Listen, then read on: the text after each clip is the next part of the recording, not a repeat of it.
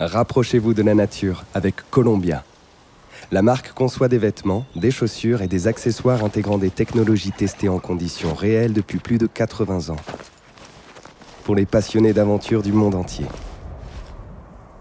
Columbia est fière d'accompagner à nouveau les baladeurs pour cette 6e saison. Les baladeurs. Récits d'aventure et de mésaventures en pleine nature. Un podcast du média Les Others. Rendez-vous sur notre site lesothers.com, lesothers.com, pour découvrir notre magazine papier, la carte méthode recto verso pour organiser vos aventures en France et tous nos autres formats. Une chute et c'est la mort. Voilà comment pourrait se résumer la pratique de l'escalade en solo intégrale. Cette discipline qui consiste à grimper sans corde ni aucun matériel de protection est devenue mondialement célèbre en 2018 grâce à l'exploit d'Alex Honnold au Yosemite, raconté dans le documentaire Free Solo. 30 ans plus tôt pourtant, sur les falaises françaises, un jeune homme du nom d'Alain Robert réalisait déjà les solos les plus téméraires du monde. Malgré un lourd handicap physique hérité d'une chute, il a signé un palmarès encore inégalé aujourd'hui. Un grand nombre de voies difficiles et hautement aléatoires, vaincues au prix d'une rééducation titanesque et d'un mental à toute épreuve. Mais à l'époque, Alain Robert est rangé chez les fous. Il se tourne alors vers l'escalade de building et devient le célèbre French Spider-Man. Après avoir enchaîné les passages télé et les allers-retours en garde à vue dans le monde entier, il souhaite aujourd'hui raconter son histoire en falaise et réhabiliter son héritage autour de 3 voies marquantes. L'abominable Homme des Doigts, la Nuit du Lézard et Pol Pot. Cette dernière, située à 250 mètres du sol dans le Verdon, a d'ailleurs bien failli lui être fatale. Car si chuter c'est mourir, pour Alain Robert, grimper en solo intégral, c'est vivre.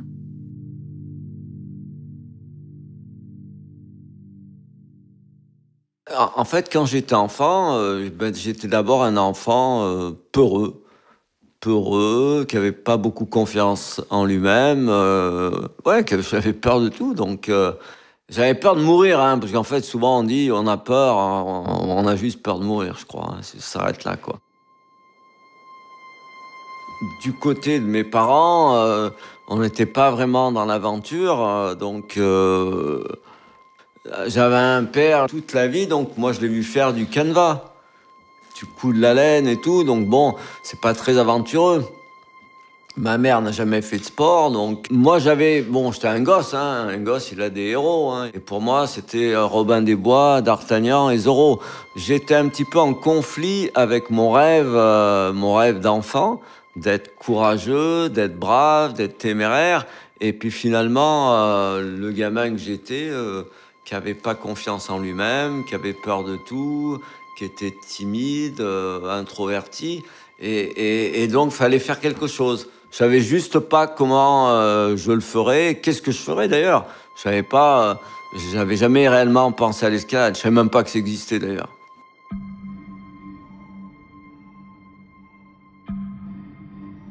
Alors l'escalade en fait c'est un coup de bol, c'est un film, un vieux film en plus. Il a été tourné en 1952 avec Spencer Tracy. En fait, c'est un film tiré d'un roman d'Henri Troyat, La neige en deuil. C'est un avion qui s'écrase, un avion venu d'Inde qui s'écrase près du sommet du Mont Blanc. Et puis 2 frères guides de haute montagne qui partent à la recherche de survivants potentiels. D'abord, j'ai découvert qu'il y avait des montagnes sur Terre et qu'on pouvait les grimper. Puis ça m'a semblé être une forme de courage qui surpassait même Zorro, Robin des Bois et D'Artagnan. Donc ça a été vraiment le choc, le déclencheur de tout. Après, est-ce que je savais quand je grimperais? J'en avais aucune idée de toute façon. Déjà, il y a eu une grosse déconvenue, c'est que pas très longtemps après, mes parents habitaient Lyon à l'époque. On allait en vacances à Toulouse Et puis donc l'autoroute. Et puis en route, mon père, il a décidé de sortir et de traverser les gorges du Tarn. Et les gorges du Tarn, pourtant, c'est pas le Mont Blanc, ni l'Himalaya, ni les gorges du Verdon. Et en fait, j'étais terrifié par le vide. Simplement, j'avais l'impression que la bagnole, elle allait être avalée par le précipice à chaque entrée de virage. Donc j'étais vraiment terrifié par le vide. Donc c'était pas gagné.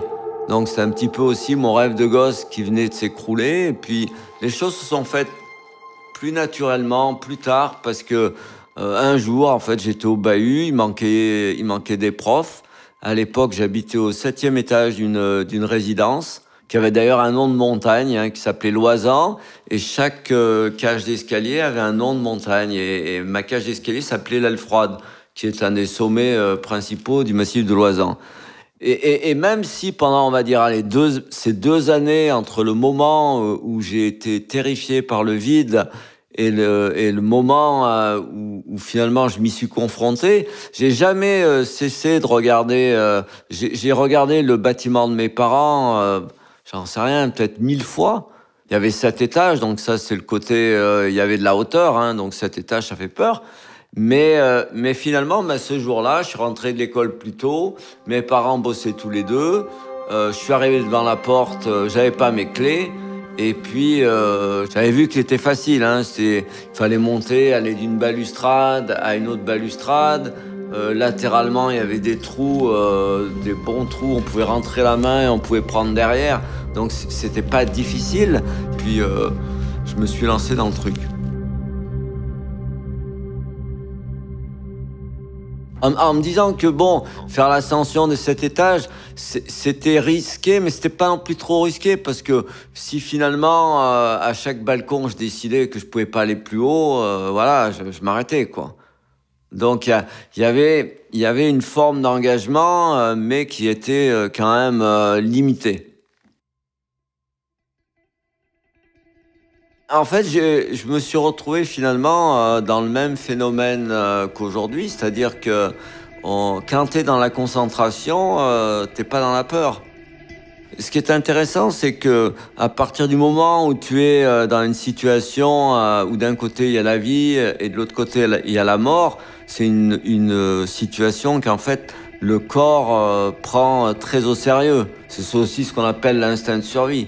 Et on est doté d'un instinct de survie qui est quand même très fort et très développé. Nous, en tant qu'êtres humains, tous, hein, autant que nous sommes, on n'a pas envie de mourir.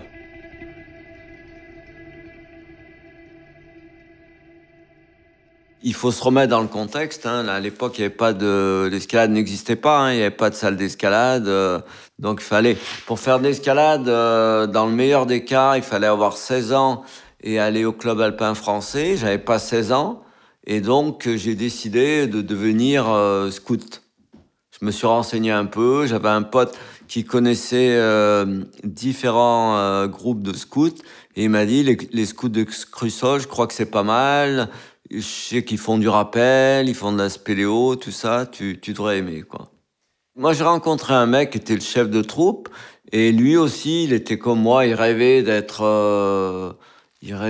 un jour un grand grimpeur. Donc, à tous les deux, on a trouvé énormément d'émulation, et on s'est lancé dans l'escalade de façon complètement autodidacte. On s'est un petit peu servi de Glace, Neige et Rock, qui avait été écrit par Gaston Rébuffat. Ça expliquait un petit peu comment on grimpe, etc. Le maniement un petit peu du matériel, en tout cas de façon sommaire. Et puis très vite, on n'a pas non plus tellement suivi. Hein. On s'est lancé un peu dans l'escalade en solo, l'un derrière l'autre, sans trop se poser de questions, quoi. On ne dépendait pas d'instances, de moniteurs d'escalade ou de hiérarchie supérieure. Donc on était les décideurs. Tu sais, on avait lu Rébuffat, on avait lu De Maison, Lionel Terré, tout ça. Bon, un jour ou l'autre, tous ils faisaient du solo, donc pourquoi pas faire du solo, quoi. Il semblait en tout cas que dans l'escalade, le grimper tout seul, c'était le Graal, entre parenthèses, c'était la quête ultime de l'escalade. Grimper en solo, c'est grimper sans corde, c'est-à-dire on se sert uniquement du corps humain, donc de ses pieds et de ses mains. Donc qu'est-ce qui se passe quand on grimpe en solo? Ben, si on arrive à grimper et aller jusqu'en haut, on est en vie. Et si à un moment donné de l'ascension, on décroche, on lâche une prise, on tombe, on est mort. Je sais déjà que je passerai ma vie à grimper. Je ne sais pas exactement comment, mais je me dis, bon, dans le pire des cas, t'es juste un clodo des falaises, hein, c'est-à-dire que t'as besoin de rien pour vivre. T'iras chaparder des fruits sur les arbres, dans les épiceries, t'arriveras bien à te taxer un truc ou deux à manger et t'as besoin de rien. T'as besoin d'avoir un bon duvet pour dormir et un réchaud à gaz éventuellement, et puis avec ça tu te démerdes, quoi. Donc si tu veux, ta maison, elle tient dans ton sac à dos, quoi. Après, il y a une période de transition où mon pote avec qui j'avais démarré l'escalade, lui, il est plus âgé que moi, il s'engage dans l'armée, il devient gendarme de haute montagne, il part sur Briançon, donc moi je suis sur Valence. Et puis là, je suis confronté à un choix de vie, c'est-à-dire je connais pas d'autres grimpeurs et du coup, ben, je décide de faire de l'escalade en solo, hein. Au début, un petit peu par obligation, mais c'était plaisant, hein. Bon, j'avais pas un pistolet braqué dans le dos, hein. Mais du coup, c'est aussi une période de ma vie qui est riche parce qu'en fait, c'est cette période-là où en fait, le fait de grimper sans corde me fascine. Moi, je me retrouve dans une forme de liberté où tu es propriétaire de ta vie, propriétaire de ton destin et jusqu'à preuve du contraire, c'est toi qui décides, c'est toi qui nais, c'est toi qui meurs. A priori, t'engages personne d'autre, donc pourquoi pas le faire, quoi.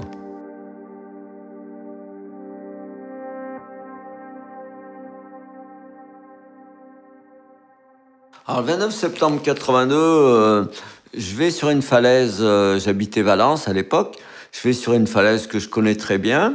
Puis j'ai un projet, c'est d'enchaîner toutes les voies du site en solo, donc sans corde. Donc ce que je fais en 2 heures à peu près. Il y en a des faciles, des moyennes, des plus difficiles. Et puis au moment où je redésescalade la dernière voie, je réalise qu'il y a un groupe de jeunes. Il y a aussi des moniteurs, pas vraiment des moniteurs d'escalade, c'est plus des moniteurs de jeunesse et sport qui, à l'époque, eux, étaient habilités à faire pratiquer l'escalade, même s'ils y connaissaient rien. Donc, évidemment, pour eux, l'aubaine, j'arrive au pied de la falaise. Alors, eux, plutôt que de faire le tour par un chemin assez long, ça allait leur prendre 10 ou 15 minutes. Ils se disent, ce mec-là, il va grimper la voie en 2 minutes et il va nous installer nos cordes et on est peinards. Donc, les mecs, je les connaissais, ils me demandent si je peux pas éventuellement, vite fait, leur installer 2-3 cordes. Donc, je refuse pas. Ils me donnent un anneau de sangle avec 2 mousquetons à vis, une corde.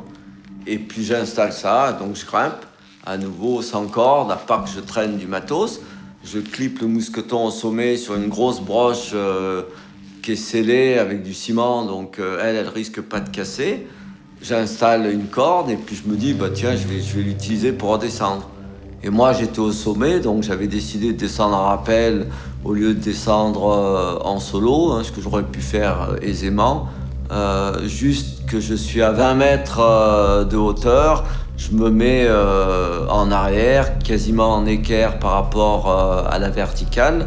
Et puis le nœud a lâché, donc chute libre de 20 mètres, tête la première, très exactement les mains en avant, donc c'est les mains qui ont qui ont atterri en premier. Et à la base de la falaise, c'est du calcaire. Donc du calcaire, c'est extrêmement dur, hein. Et donc j'atterris les mains en avant, donc les deux poignets, les deux mains explosent, hein, vraiment. On appelle ça un fracas osseux, c'est pulvérisé, tout est fracassé. J'ai perdu même pratiquement la limite de ce que le corps humain peut perdre en sang. Les coudes aussi ont été salement endommagés parce qu'en fait mes avant-bras ont travaillé comme des amortisseurs. Alors d'un côté c'est ce qui m'a sauvé parce qu'après c'est la tête qui a tapé. Mais la tête, bon, moi j'ai fait juste une fracture du crâne à peu près normale, un coma, un œdème cérébral, mais bon voilà, si ma tête, elle avait morflé comme mes poignets, ma tête aurait explosé. Donc c'est un peu ça toute l'histoire, donc j'ai endommagé le nerf cubital, à savoir que ça commande l'auriculaire et l'annulaire. Ça commande aussi le muscle qui permet de la pince. Ça commande aussi, on voit très bien qu'il y a une atrophie au niveau de la paume de la main. Donc le problème, ben, si j'avais été, j'en sais rien moi, si j'avais été un cycliste, c'est pas aussi grave que ça. Mais bon, un grimpeur, c'est les ciseaux à bois du sculpteur. Donc si ton ciseau à bois il est cassé, tu sculptes plus.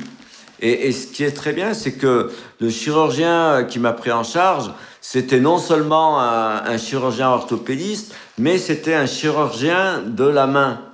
Donc lui, il m'a dit, écoute, dans toute ma carrière, j'en ai vu, hein, j'ai ramassé des gens et tout, mais il me dit, j'ai jamais vu des poignets aussi explosés que les tiens. Il me dit, écoute, je t'ai eu aux urgences, tu étais dans le coma, ton pronostic vital était vraiment engagé. Il me dit, c'est un miracle déjà que tu sois réveillé. Tu as une fracture du bassin, elle est assez simple, donc tu pourras remarcher et puis tu pourras faire d'autres trucs, quoi, hein. T'as 19 ans, à 19 ans, bah, même si tu grimpes plus, tu feras autre chose, quoi. Bref, j'étais un mec qui était condamné, effectivement, à jamais refaire de l'escalade. Et moi, c'est vrai que c'était mon rêve de gosse qui s'écroulait, quoi. Je me suis dit, c'est pas grave, même si tu peux pas regrimper des trucs durs, t'arriveras à regrimper. Même si tu dois te traîner sur des trucs un peu plus raides et un peu plus durs qu'un escalier, bah, c'est de l'escalade quand même. Pour moi, ce qui était important, c'était déjà de pas abandonner l'escalade. Me dire, ok, ben, t'étais pas trop mauvais. Il y a encore 7 jours, j'ai fait 7 jours de coma, 7 jours en avant, ben là, c'est game over, quoi.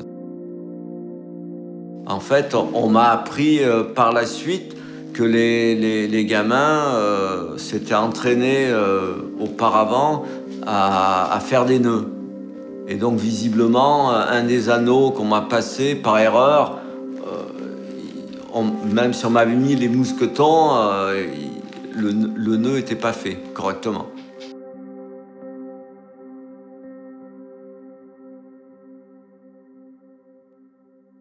J'ai fait 2-3 mois à l'hôpital, c'était long. Je faisais pas de rééducation parce qu'il n'y avait rien à faire. Je me rappelle, ils me mettaient avec des gamins, des très jeunes et tout. Et puis bon, je m'emmerdais, quoi. Quand je suis sorti de l'hôpital, c'était compliqué parce que je me suis retrouvé seul. À l'hôpital, tu as quand même des gens qui s'occupent de toi. Là, ben, d'un seul coup, tu as tout un tas de trucs qui posent un problème. Quand mes mains ont été un tout petit peu mieux, ben, je me suis aperçu que j'arrivais pas à faire des trucs très simples. J'arrivais pas à ouvrir un robinet. J'arrivais pas à tourner le verrou de la porte. Donc je suis reparti vraiment à zéro. Et en fait, je suis reparti, je me souviens, c'est peut-être pas la première chose, mais c'est dont je me rappelle le plus, c'était des casseroles que je remplissais d'eau. J'avais 4 tailles de casseroles. J'avais une main gauche et droite qui étaient toutes les deux explosées. La droite était un peu meilleure. Et donc, je remplissais mes casseroles et puis j'essayais de les soulever. Et je me rappelle que la main gauche soulevait à peine la plus petite des casseroles et la main droite soulevait la troisième. Au moment de ma reconstruction, j'ai fait au plus évident, c'est-à-dire que l'appartement où je vivais, je me suis dit, je vais essayer d'adapter le plus possible mon appartement, pas pour y circuler, mais par rapport à l'escalade. C'est-à-dire à accrocher, à clouer des bouts de bois pour pouvoir me pendre, à essayer de trouver, en tout cas, je faisais des oppositions dans les couloirs, à essayer de me débrouiller dans tout ce qu'on utilise au quotidien, de me dire, ben, éventuellement, je peux m'en servir pour ma rééducation en escalade. J'avais mis des petites plinthes en bois un petit peu partout, sur tous les montants de porte. Donc il y en avait qui faisaient 3 mm, 5 mm, un peu toutes les tailles, quoi. Et c'était mon instrument de travail, quoi. En fait, j'ai eu une chance formidable, c'est que j'ai aussi trouvé ce mur en briques qui était pas très loin de la maison. C'était une MJC. Et en fait, il y avait un grand préau qui faisait à peu près entre 120 et 150 mètres de longueur. Donc c'était abrité. Et donc, t'as des briques. Et en fait, je me suis dit, bah, je vais essayer de traverser le mur.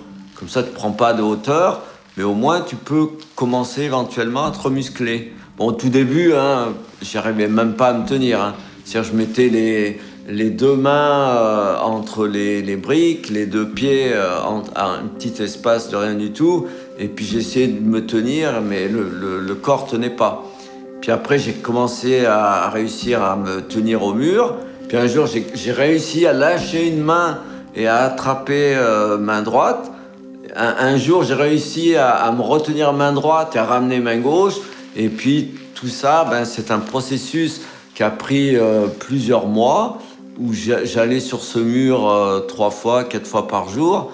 Et d'ailleurs, le mur en entier, je l'ai traversé, ça m'a pris 2 ans et demi. Et c'était bien en fait parce que c'est un outil qui vraiment m'a permis de me reconstruire. Avant même d'arriver à traverser le mur dans son intégralité, j'étais déjà meilleur que ce que je l'avais jamais été avant mon accident. Très rapidement, je me suis rendu compte que mon corps, au niveau des amplitudes, au niveau de ce que les gens font tous les jours, c'était plus compliqué. Par exemple, simplement la pronation et la supination, c'est le mouvement de rotation que l'on fait avec une main pour diriger la paume de la main vers le ciel. Et ben, par exemple, comme le poignet gauche il est bloqué, je ne peux pas diriger la paume de la main vers le ciel. Donc en escalade, en l'occurrence, il y a des prises qu'il faut prendre en inversé et du coup, je ne peux pas les utiliser correctement. Alors par contre, de façon paradoxale, j'ai réalisé d'une façon extraordinaire, c'est que l'épiderme de la peau avait une adhérence quand il faisait très froid, qui était assez extraordinaire. Tu tiens parce que tu as un degré d'hygrométrie dans l'air et une température froide qui te permet d'avoir ton épiderme qui tient à peu près. Donc ben, je me suis mis à compenser par des trucs comme ça. Ben, moi, j'ai jamais eu de force spéciale. Hein. Moi, je suis je suis un laborieux. Hein. Je suis vraiment né avec aucune capacité physique exceptionnelle. Mais par contre, j'avais un objectif. Et à partir du moment où tu as un objectif, t'as tout gagné. Et un objectif, tu peux l'atteindre parce qu'en fait, il y a des méthodes. Il y a des méthodes. J'ai pas été feignant et avare d'entraînement, d'avoir peur de faire des trucs et de quand même les faire parce que c'était important pour moi, pour ma vie, pour mon bien-être. Et donc c'est pour ça que des fois on se pose la question. Je veux dire, à partir du moment où tu as la volonté, il y a un chemin. Après, évidemment, tu t'améliores et puis tu te dis merde, waouh, 2 ans plus tard, je suis même meilleur que ce que je l'avais jamais été auparavant. Ça paraît fabuleux. Et puis là, t'arrêtes plus. Tu te dis bon bah ok, ça a marché pendant 2 ans. Donc je vais continuer à augmenter les doses d'entraînement. Et puis ça veut dire que j'ai réussi à développer de façon extraordinaire mon mental. Il y avait une rééducation plus basique, pas dans le geste, c'est-à-dire à la maison, et puis une rééducation un peu plus dans le geste sur les murs en briques, et puis aussi sur les falaises de Crussol, où il y avait des blocs qui faisaient 3 mètres de hauteur, donc ça me permettait de m'entraîner sans risque. Et puis après, je me suis remis à faire aussi du solo, mais des trucs pas trop durs au début. Mon objectif, c'est juste de regrimper au départ. Après, évidemment, tu t'améliores, ça paraît fabuleux, et puis tu termines à faire des trucs qui étaient inconcevables.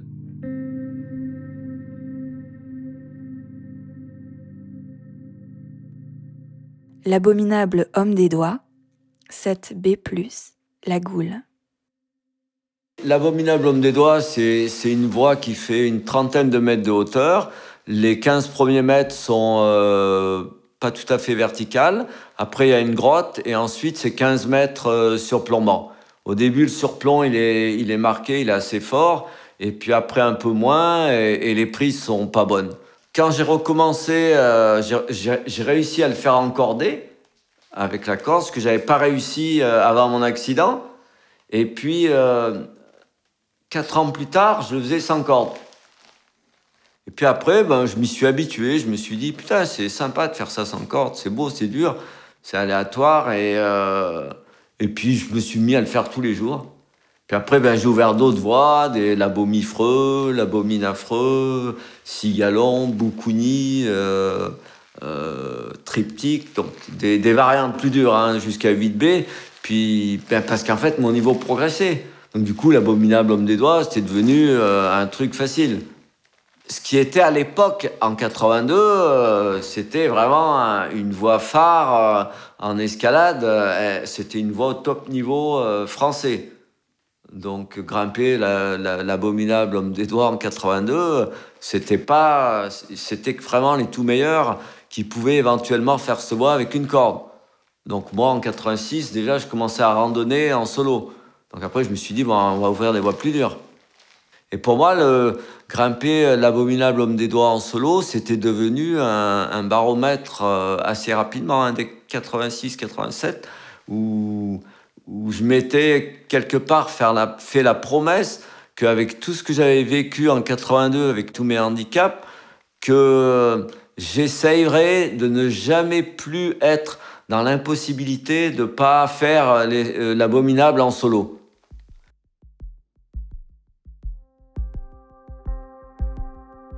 Après l'abominable homme des doigts, c'est vrai que j'aurais pu me dire, ok, c'est bon, t'as atteint l'Everest. Mais pas du tout, parce que, en fait, j'étais rentré dans un engrenage entre le moment où j'ai attaqué ma récupération et là où j'en étais de faire l'abominable homme des doigts en solo. Après, plus rien ne pouvait m'arrêter. Moi, j'étais dans la passion, En fait, ce qui est très intéressant, c'est que finalement, j'ai jamais été en compétition qu'avec moi-même. Donc après, je me suis dit, on va ouvrir des voies plus dures.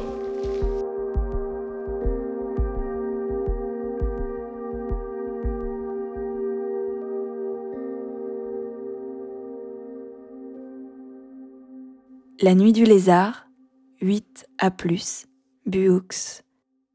La nuit du lézard, donc c'est sur les falaises de Buux, dans le Luberon. La nuit du lézard, je sais pas, ça fait 25 mètres de hauteur. Le pas le plus dur, c'est le dernier, c'est la dernière prise à atteindre. À la base de la voie, tu as 2 blocs énormes, triangulaires, en pointe et en rocher, qui ne fait aucun doute que si tu tombes, t'es mort. Donc, il faut être dans un état d'esprit où tu es détaché de la mort et tu es uniquement concentré sur ton objectif. Dans la nuit du lézard, dans le premier tiers, il y a un mouvement dynamique, il faut faire un jeté. C'est-à-dire que tu as une prise, elle est suffisamment basse et la réception, elle est suffisamment loin que tu ne peux pas l'atteindre statique. C'est-à-dire que tu ne peux pas bloquer ton bras et aller la chercher tranquillement. tu es obligé de lancer ton corps. La prise, elle est petite. Il faut donc l'atteindre. Tu peux taper à gauche, tu peux taper à droite, tu peux taper trop haut, tu peux taper trop bas. Donc, tu as juste de quoi rentrer 2 doigts. Donc, c'est déjà une chance que tu l'aies atteinte. Et en plus de l'atteindre, il faut la retenir. Donc, tu as 2 paramètres qui, psychologiquement parlant, sont très compliqués à gérer en solo. En cordée, ça va, parce qu'en cordée, ben, tu tombes, tu rappelles ta corde, et puis tu te reposes un quart d'heure, une demi-heure, ça dépend de ta récupération, et tu retournes. Mais en solo, tu tombes, t'es mort. Donc, être capable de gérer une situation comme ça en solo, c'est particulier. Après, il y a une traversée qui est encore plus dure, qui est très compliquée parce que c'est au maximum de l'envergure, de mon envergure à moi, avec mes 2 coudes bloqués, donc qui me limitent en amplitude. Donc, je réussis à ce 2e pas, qui est pour moi le pas le plus dur. Mais en fait, avec toute la fatigue et tout, le pas le plus aléatoire, c'est quand même celui d'en haut. Parce que c'est un peu comme à Fontainebleau, c'est des bosses en pente. Où là, en fait, c'est le grain de la peau combiné à un taux d'hygrométrie et à une température extérieure qui fait que l'épiderme de la peau adhère sur la roche ou n'adhère pas sur la roche. C'est-à-dire, il y a des journées où aller dans la nuit du lézard, c'est même pas la peine d'y aller parce qu'il fait trop chaud et où il fait trop humide et les mains ne tiennent pas. Ça fait quand même un nombre de paramètres qui sont vachement, qui sont primordiaux et qui sont vachement importants. Le jour où j'y suis allé, j'ai fait une tentative d'abord avec une corde. J'ai vu que les mains tenaient, j'ai vu que l'ombre, le soleil arrivait sur la face. Il y avait un mec qui essayait la voie, un Allemand super musclé et tout, fort grimpeur. Il était pendu à la corde et il allait d'une prise à l'autre et il se gaufrait en poussant des hurlements. Et puis j'arrive avec le rédacteur en chef du magazine Vertical, qui ce jour-là faisait aussi office de photographe. Et puis, je lui ai dit à Laurent, écoute Laurent, il faut que le mec il enlève sa corde rapidos parce que si la face ouest, elle tourne au soleil, c'est cuit. Donc il lui a demandé au gars s'il pouvait virer sa corde en lui expliquant que j'allais grimper la voie en solo. Donc le gars, il n'a pas compris. Il me voit, je suis taillé comme une arbalète. Lui, il est taillé comme Schwarzenegger. Et il fait un mouvement et il se vautre pendu à la corde. Et tu lui dis, il faut que tu vires tes dégaines et ta corde, et ce mec-là, il va grimper la voie sans corde. Et donc, il n'a pas compris, quoi. En fait, je suis dans un état en concentration. Je suis plus dans rien, je suis dans la nuit du lézard.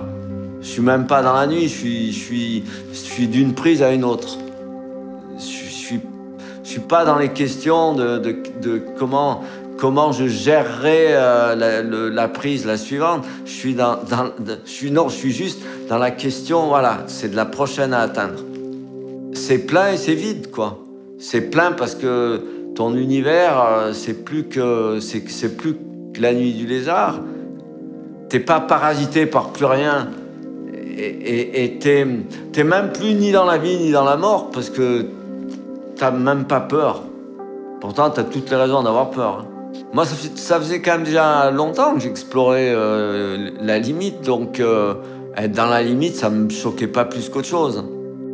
Moi, j'en fais pas des caisses, c'est-à-dire que je suis pas tombé, je suis en vie, donc voilà, on passe à la prochaine. C'est pour ça qu'on me dit, mais vous avez failli tomber? Alors je leur dis, ouais, mais quand? Ça fait tellement de fois que je peux pas te dire.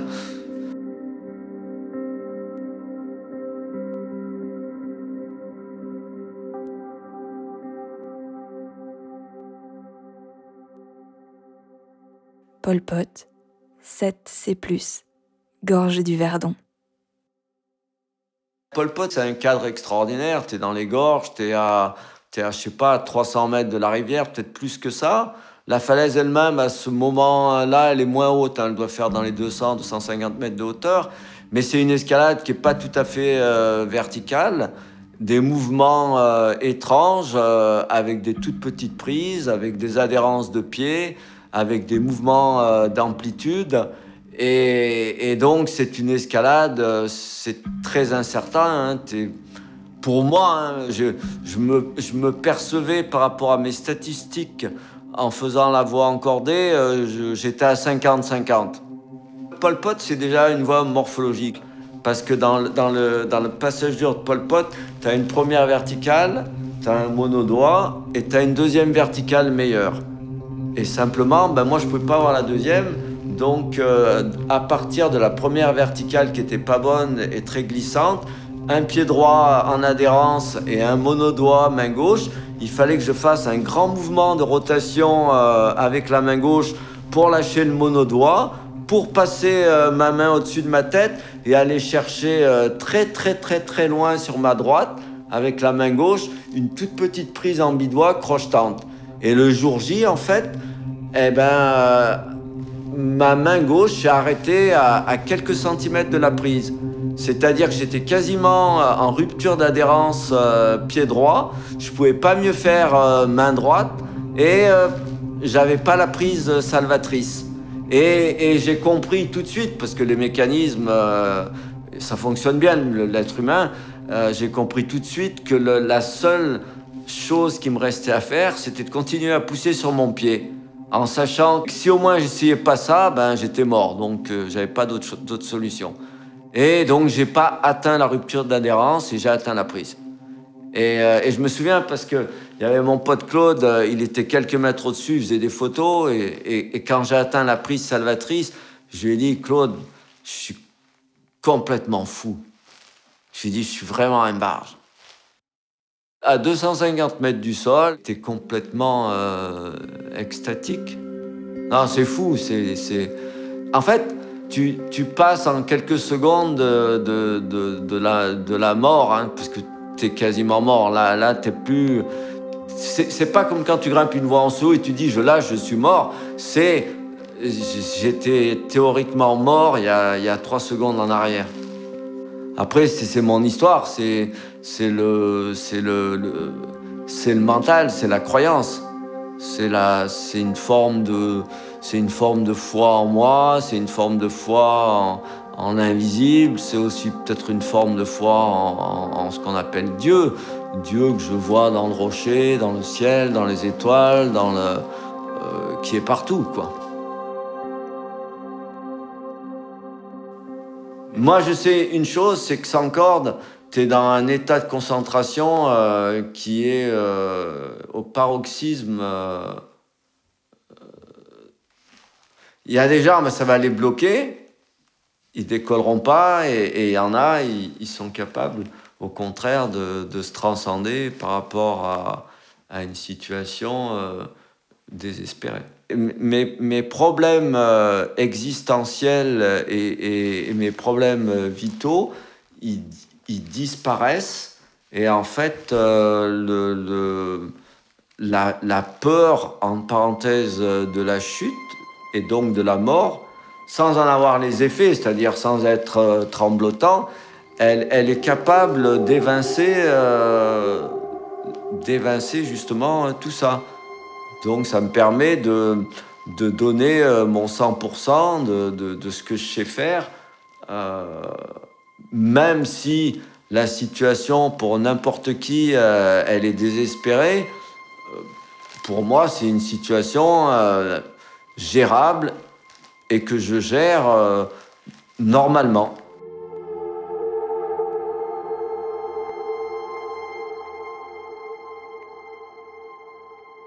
Pour moi, il faut que l'escalade, ça reste dangereux. C'est ma philosophie, ma vision de l'escalade. Moi, c'est comme ça que je vis, c'est comme ça que je me sens vivre, quand je vis comme ça. Après, il n'y a pas de débat. Il n'y a pas de débat parce qu'il n'y a pas beaucoup de gens qui pensent comme moi. J'ai l'impression que tout le monde se sent plus en vie après avoir pris un risque, quel que soit le risque que tu aies pris, hein, à ton niveau. C'est pas besoin d'être en escalade. Hein. C'est vrai que les gens vont dire que d'être en danger, c'est pas agréable, mais en fait, ce qui est agréable, c'est d'être sorti du danger. Tout le nombre de voitures que j'ai accumulé en 1991, il était énorme et je me rendais compte que j'allais me tuer, quoi.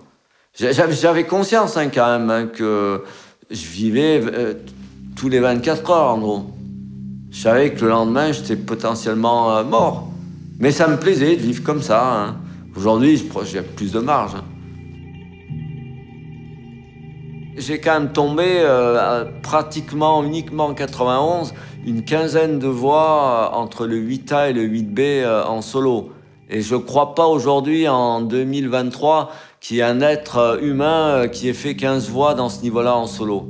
Et à une époque où en plus le 8A et le 8B étaient proches du niveau maximum qui se grimpait sans corde. Donc quelqu'un qui faisait du 8B avec une corde, il y en avait une poignée dans le monde. Et moi, je fais ça en solo, quoi. Mais alors, de façon paradoxale, j'ai été aussi un peu rejeté. J'avais un parcours tellement atypique qu'on m'a rangé en gros chez les fous, quoi. À l'époque où j'ai fait La Nuit du Lézard, j'ai fait un quart de page dans Vertical. C'était une brève. C'était aujourd'hui, 32 ans plus tard, c'est dans le top 5 des réalisations les plus dures au monde sans corde. Et à l'époque, c'est comme si j'avais traversé un truc relativement anodin, quoi. Et du coup, comme c'était avant Internet, eh ben, toute ma partie, la partie la plus essentielle de ce que j'ai fait, mon héritage, my legacy, c'est passé complètement à la trappe. Peut-être qu'au début, j'ai ressenti cette frustration, et puis après, j'ai très vite oublié, parce que je parlais aux journalistes, je leur disais « Ouais, mais j'ai fait des trucs extraordinaires en rocher et tout, du 8B et tout. » Je disais « Ouais, mais Edlinger, il a fait pareil. » Alors je disais « Non, Edlinger, il faisait du 7A. » Je disais « Ouais, mais c'est pareil, c'est pareil. » Moi, je pense que déjà, je suis devenu cette personne atypique. Parce qu'en fait, je me suis mis en décalage, si tu veux. Je me suis dit, OK, ils veulent pas de moi, je vais leur en donner pour leur compte. Tu vois, je grimpe avec mes habits en serpent. Si c'est pas trop dur, je grimpe en Santiago. Je me suis dit, bon, OK, cette communauté des grimpeurs, en fait, elle me reconnaît pas. Donc, ben, on va les emmerder. D'ailleurs, tous ces gens des rédactions en chef, ils me connaissent bien et tout, parce qu'ils ont tous fait de l'escalade, ils ont tous connu tous les meilleurs grimpeurs du monde. Donc, et c'est vrai qu'ils écrivent que finalement, il y a eu aussi chez moi peut-être un sentiment de frustration, et que finalement, ben, si le milieu de l'escalade ne voulait pas de moi, ben, j'allais aller les emmerder, j'allais aller grimper des bâtiments en verre et en ferraille. Et c'est comme ça que je suis devenu fameux. Si j'ai fait quelque chose de bien, c'est en rocher. Les buildings, c'est pas, je dis pas que c'est pas l'héritage de ma vie non plus, mais c'est une partie moins importante, dont je suis moins fier. Mais j'ai fait des buildings très difficiles. J'ai fait la tour Framatome, j'ai fait la tour Sears, j'ai fait la tour OUB à Singapour, j'ai fait le Holiday Inn Garden Court à Johannesburg, j'ai fait la Banque of Slovaquie. C'est des buildings très durs, mais personne ne les a jamais répétés. Donc, pour l'instant, il n'y a pas de repères. Ce qui est intéressant avec l'escalade, c'est qu'il y avait des repères. C'est que ben, les ténors de l'époque, ils connaissaient tous les voix que je faisais en solo. Pol Pot, tout le monde connaissait Pol Pot à l'époque. Plus aujourd'hui, mais aujourd'hui on connaît les voix de Ondra, Silence, Excalibur et tout ça. Mais bon, à l'époque, Pol Pot, c'était Pol Pot. C'était au Verdon, t'avais 250 mètres de hauteur, t'avais des adhérences. En plus, c'est morphologique. Bon... déjà, si tu faisais Pol Pot à encorder, t'étais un demi-dieu. Alors si tu le faisais en solo, t'étais un fou, quoi.